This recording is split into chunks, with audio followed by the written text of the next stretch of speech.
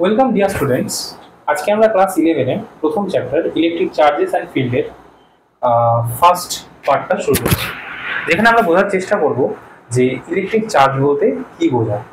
তো দেখো, electric charge এটার ডেফিনেশন কিভাবে করা হয়।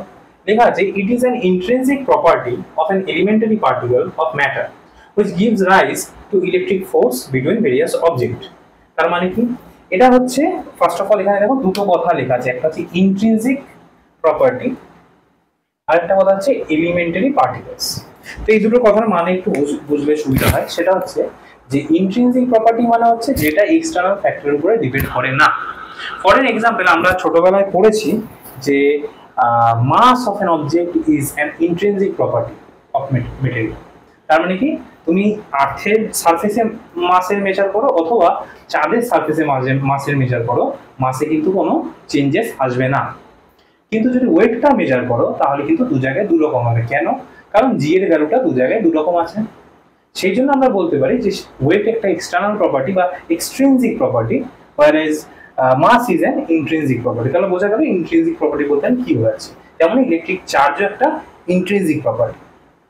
কাদের ইন্ট্রিনসিক প্রপার্টি? দেখো লেখা আছে এলিমেন্টারি পার্টিকলস। এবার এখানে বুঝতে হবে হোয়াট আর এলিমেন্টারি পার্টিকলস।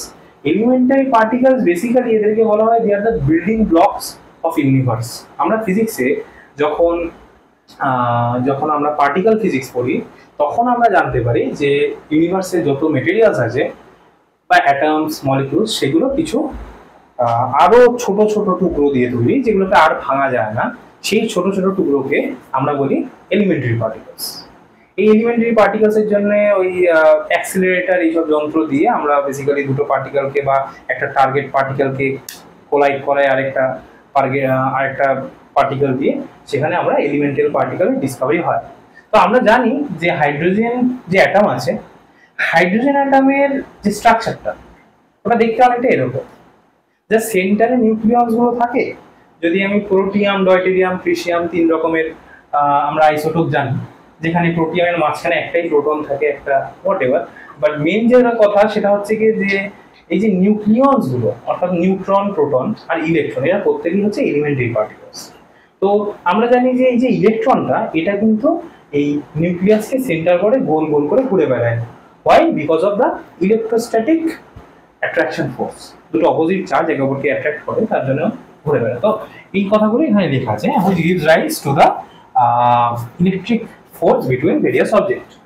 এবার এখানে আরেকটা জিনিস জানার প্রয়োজন আছে, সেটা হচ্ছে ইলেকট্রিক চার্জ একটা স্কেলার কোয়ান্টিটি। কেন স্কেলার কোয়ান্টিটি কি সুবিধা? সেটা হচ্ছে গিয়ে যে স্কেলার কোয়ান্টিটি নাকি বেসিক অ্যাডিশন হয়, ভেক্টরের মতো অ্যাডিশন কিছু করতে হবে না, তুমি এমনি যেমন অ্যাডিশন করো সেরকম। সেই প্রপার্টিগুলো আমরা একটু পরে দেখছি। এর এসআই ইউনিট কি হয়? কুলম্ব হয়। এর সিজিএস ইউনিট কি হয়? স্ট্যাট কুলম্ব হয়। এদের মধ্যে রিলেশনশিপ কি? 1 কুলম্ব মানে হচ্ছে 3 × 10⁹ স্ট্যাট কুলম্ব। তো অনেকটা দেখতে পাচ্ছ লাইটের স্পিডের ফর্মুলার মতো দেখতে, অনেকটা জাস্ট একটা 10⁻1 বেশি আছে। আর 1 স্ট্যাট কুলম্ব মানে তুমি যদি এদিকে গিয়ে ডিভাইড করে দাও তাহলে 3.34 × 10⁻⁻10 কুলম্ব হয়। আচ্ছা, এখানে বলে রাখি আমরা যে চার্জের ফিজিক্স নিয়ে এই মুহূর্তে ইন্টারেস্টেড, সেই চার্জগুলোকে বলা হয় স্ট্যাটিক চার্জেস। স্ট্যাটিক চার্জেস মানে হচ্ছে যেই চার্জটা কিনা তোমার মুভ করছে না, চার্জটা স্ট্যাটিক এক জায়গায় আছে। তো আমরা অ্যাকচুয়ালি যেটা পড়ছি সেটা আরেক নাম হচ্ছে ইলেকট্রোস্ট্যাটিক্স। এই ইলেকট্রোস্ট্যাটিক্সের মানে কি? It is the study of electric charges at rest. Here we study force, field and potential due to static charges. মানে একটা স্ট্যাটিক চার্জেসের জন্য কোনো একটা পয়েন্টে একটা অন্য চার্জকে রাখলে তার উপরে ফোর্স কি হচ্ছে, সেই পজিশনে ওই চার্জটার জন্য কতটা ফিল্ড তৈরি হয়েছে, সেই পজিশনে ওই সোর্স চার্জটার জন্য কি পোটেনশিয়াল তৈরি হয়েছে, সেই সব জিনিসগুলো নিয়ে আমরা এখানে আলোচনা করছি।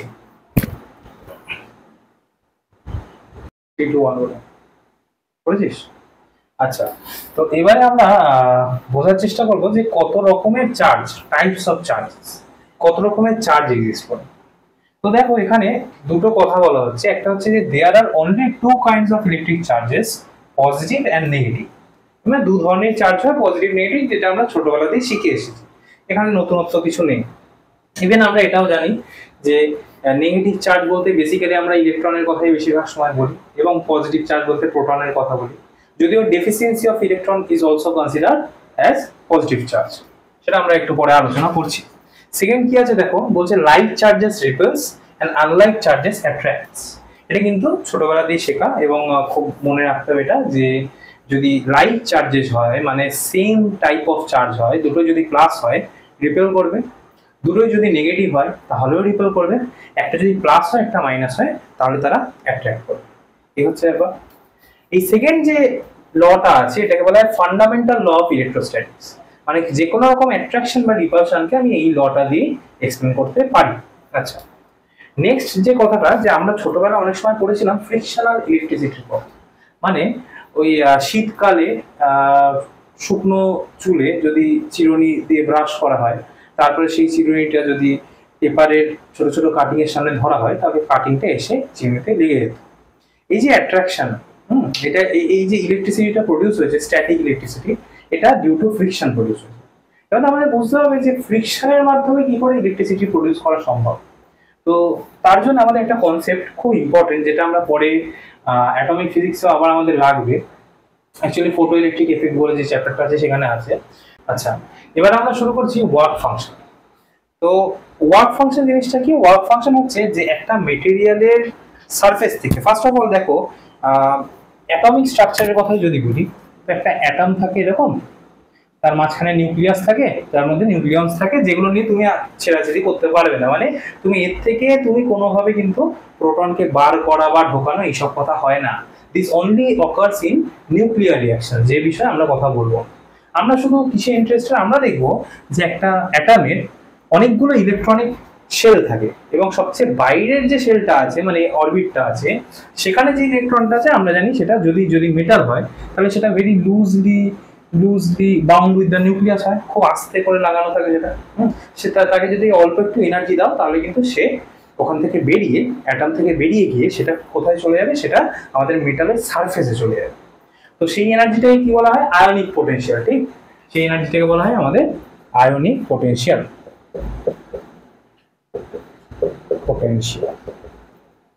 আচ্ছা, এইবার ধরো এই যে মেটালের সারফেসে চলে গেল ইলেকট্রনগুলো, এবার এই ইলেকট্রনকে যদি বার করে আনতে হয় তাহলে আরো একটা এক্সট্রা এনার্জি দিতে হয়, অর্থাৎ কোনো একটা মেটেরিয়ালের সারফেস থেকে যদি ইলেকট্রনকে বের করতে হয় তাহলে একটা এক্সট্রা এনার্জি দিতে হয়, যাকে বলা হয় ওয়ার্ক ফাংশন। ঠিক আছে, তো এই ওয়ার্ক ফাংশনের কনসেপ্ট দিয়ে কিন্তু আমরা ফ্রিকশনাল ইলেকট্রিসিটিকে এক্সপ্লেন করতে পারি। তো সেটা যদি করতে যাই, দেখো ফর এক্সাম্পল আমরা ছোটবেলায় দেখেছি একটা গ্লাস রডকে যদি তুমি একটা সিল্ক ক্লথ দিয়ে একটু রাব করো তাহলে কি হবে, কিছুক্ষণ পরে দেখা যাবে গ্লাস রডটা পজিটিভলি চার্জ হয়ে গেছে, সিল্ক ক্লথটা নেগেটিভলি চার্জ হয়ে গেছে। এটা কেন হলো? তার কারণ হচ্ছে যে গ্লাস রড যেটা, তার ওয়ার্ক ফাংশনটা হয় একটু কম আর সিল্ক রডের হয় একটু বেশি। তারপর যখন তুমি দুজনকে রাব করবে তখন দুটো মেটেরিয়ালের সারফেস এত কাছাকাছি চলে এসছে যে একজনের ইলেকট্রন ট্রান্সফার হয়ে, মানে লো ওয়ার্ক ফাংশন যে মেটেরিয়ালে তার ইলেকট্রন হায়ার ওয়ার্ক ফাংশনের দিকে চলে যায়।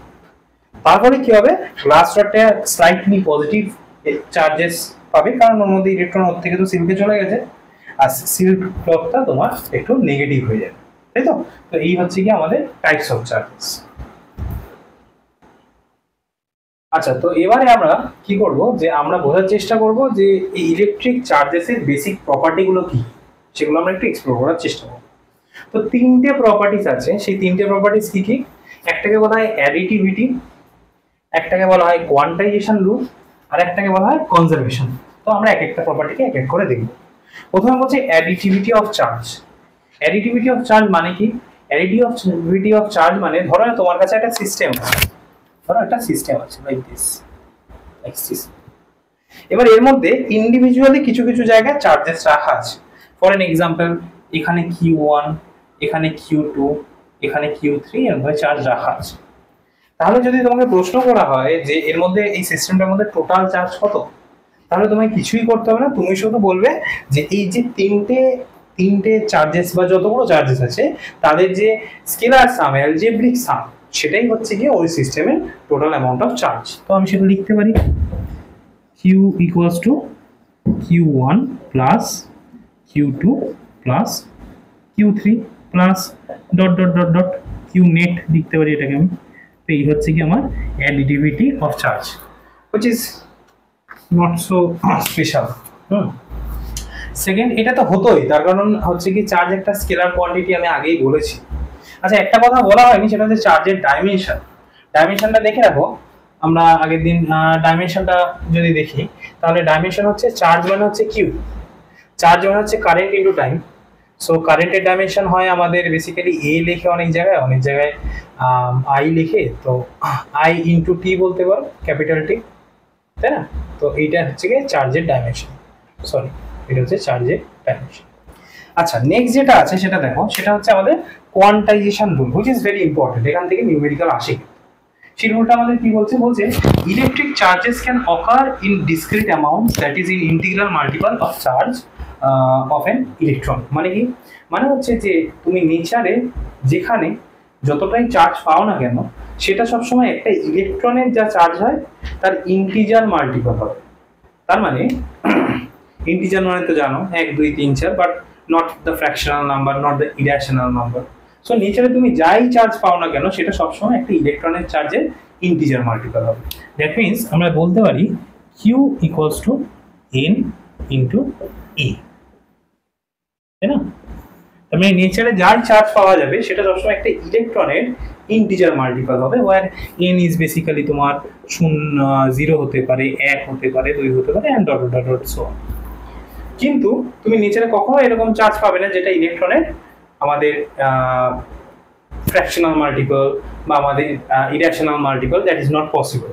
সো কিউ কখনো তুমি এটা পাবে না, পাই ই পেতে পারো না, কখনো তুমি 2.203 ই পেতে পারো না, এগুলো সব ইনভ্যালিড রেজাল্টস। ঠিক আছে, এই হচ্ছে কি আমাদের কোয়ান্টাইজেশন রুল আমাদের এই কথাটা বলে। পরের এক্সাম্পল, তুমি যদি একটা কাজ করো যে কোনো একটা অবজেক্টের মধ্যে 1 কুলম চার্জ রাখা আছে, ঠিক আছে, 1 কুলম চার্জ, তো সেই 1 কুলম চার্জের জন্য তুমি যদি দেখো যে কটা ইলেকট্রন তার মধ্যে লাগবে 1 কুলম চার্জ যদি থাকতে হয়, তো তাহলে তুমি দেখবে এই ফর্মুলাতেই বসিয়ে দাও যে কিউটা ধরো 1 কুলম, আর তাহলে নাম্বার অফ ইলেকট্রনস কত হবে, q by e, total charge by electronic charge. কিউটা 1 বাই ইলেকট্রনিক চার্জ কত, 1.6 into 10 to the power minus 19। So এটাকে যদি একটু 10 টু দি পাওয়ার মাইনাস 19 উপর তুলে 10 টু দি পাওয়ার প্লাস 19, ওখান থেকে একটা 10 ধার নিয়ে নাও, বা ধরো কিছু করতে হবে না, 1/1.6 ইন্টু 10 টু দি পাওয়ার 19, পয়েন্টটাকে তোলো 10, 5/8, so it is basically 6.25 into 10 to the power 18, তাই তো?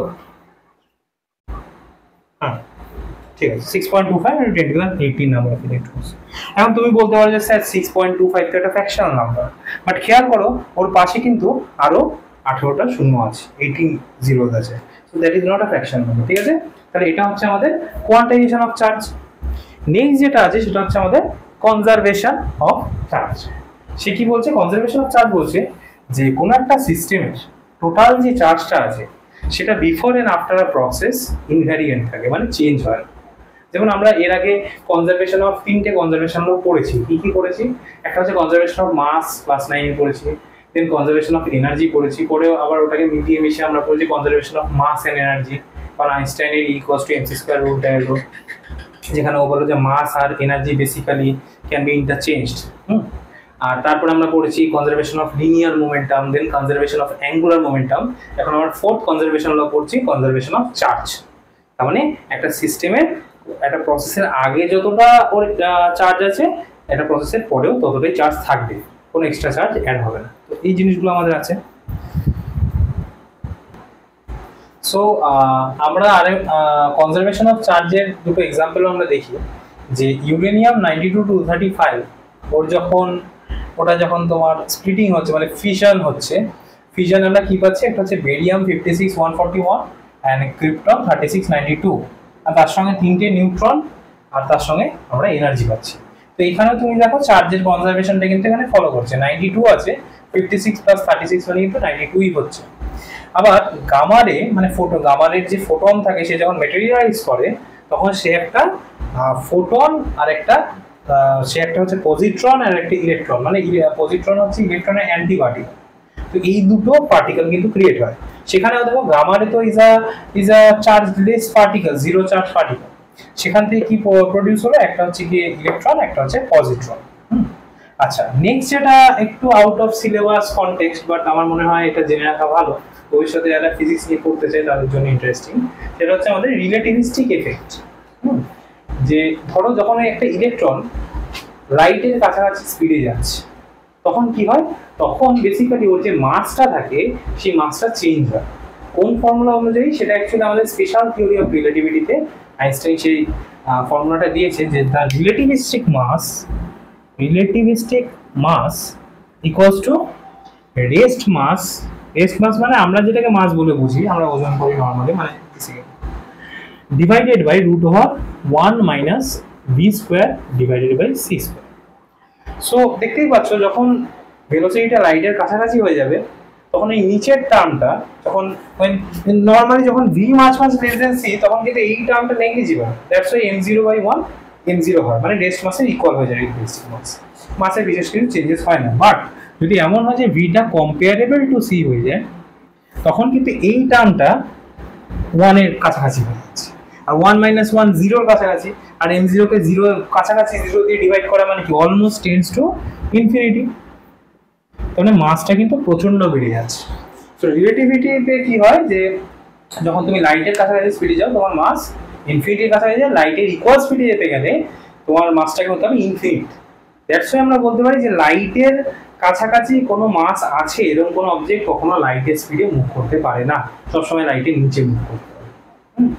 তো এর সঙ্গে টাইম ট্রাভেল হ্যানা ত্যানা জড়িয়ে আছে, বাট আমি সেগুলো ঢুকছি না, এটা একটা জিনিস। বাট খেয়াল করো, আনলাইক মাসও একটা ইন্ট্রিনসিক প্রপার্টি, চার্জও একটা intrinsic property, but unlike mass, charge হচ্ছে কি এলিমেন্টারি পার্টিকেল, একটা বেশি ইন্ট্রিনসিক প্রপার্টি, মানে চার্জে কিন্তু কোনো এফেক্টই পড়ে না, মানে চার্জটা তোমার আনএফেক্টেড থেকে যায়, ঠিক আছে, ওতে কোনো এফেক্ট পড়বে না তুমি যত স্পিডই ওকে নিয়ে যাওয়া যাবে।